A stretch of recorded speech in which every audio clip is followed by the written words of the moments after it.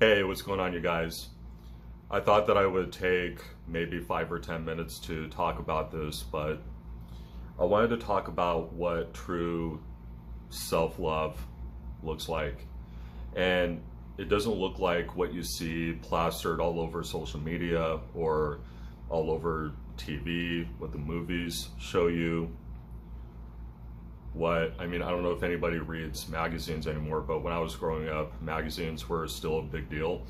But, whatever any kind of magazine with celebrities will show you, or whatever kind of books will show you, that is not the real embodiment of self-love. Notice what I look like right now. My hair is a little bit of a mess because I just woke up a couple hours ago, went out for a run or a semi-run. My skin is a little bit discolored, and I'm really sick. I'm probably the sickest that I've been in probably a while, and I've got body aches. I don't feel like doing anything today, but it doesn't mean that I love myself any more or any less.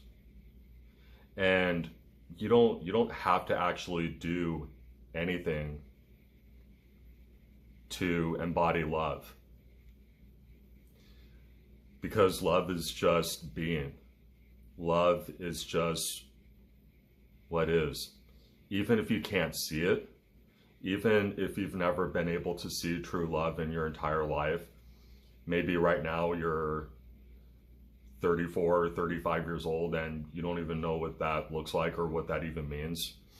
But love exists, and love is not separate from us.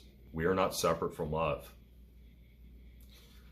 The reason why I decided to make this video is because there is a very well-renowned pastor that died yesterday.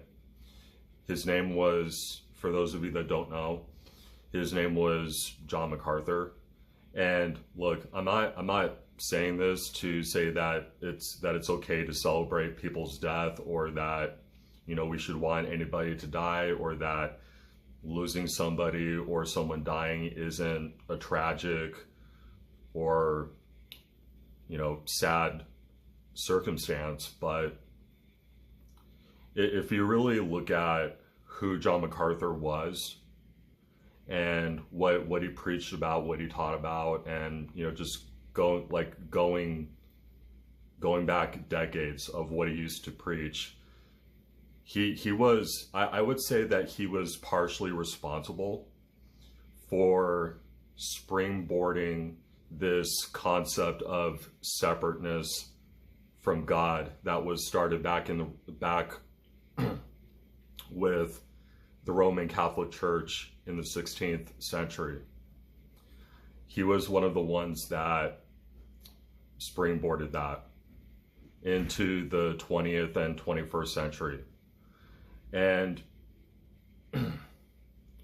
I'm not necessarily saying that he was a bad guy, or that people around him didn't love him, or that he wasn't important to his community, but I mean, really think about all the people in your life, or anybody that you've ever listened to, anybody that you've ever put on a pedestal, how they have instilled this idea of codependency, and how you are nothing without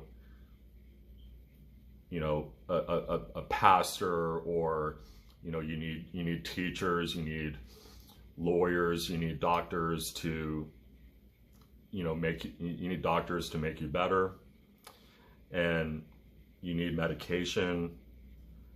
You need, how many times, especially if you're around my age right now, 33, 34, 35, how many times have you heard that throughout your life, that you need? And how much less of it was about your own autonomy as a being, as an extension of your higher self, an extension of God's source, the universe, or whatever you want to call it. How many times have you heard that throughout your life? Or even if you're way younger than that, maybe you're 20 years old and you've been hearing that your whole life. Think about how much, well, I mean, it has benefited people in some ways, but even when people finally get to this place where they're all settled, they're married, they have kids, they've got a house, they've got a 7.0 credit score. They have a pretty hefty nest egg. But how many of those people do you see that are actually happy or that are actually fulfilled? Because throughout the course of our life, it's just been about surviving the rat race and survival of the fittest. Don't think that there isn't some kind of survival of the fittest mindset when it comes to Christians or when it comes to Christianity, because the whole idea behind Christianity is that you are unworthy and that you need forgiveness from God and that you need to be saved. Otherwise, you will spend eternity in either heaven or hell. But what people have never told us is that heaven and hell aren't places, but it is what we create throughout the span of our life. And sure, so some of the negative pieces might come from a previous life, or it might come from having a really tough childhood. But we are not as far removed from peace or love as we think we are. Again, look at me. I don't look my best right now. I'm not wearing some fancy shirt. I'm not wearing a button-down shirt. I'm filming this in my small studio right now. I don't really have any assets. I'm not married. I don't have any kids. Now, will I ever get married or have kids? Well, I don't know. We'll see. I could honestly care less at this point if I ever do. Typically, the people that I see that continuously want and are continuously codependent, and they want this and they need that, they want kids, they want to get married, they want a partner, they want security, they want more money, they want. But how many of these people do you see that are always wanting, that don't really uphold or maintain what they have very well? Because they might have it right now, they might have it for a little while, but it could be gone just like that. And you are not separate from love. You are not separate from peace. You are not separate from heaven. You are not separate from God, source, or the universe, whatever you feel more comfortable with.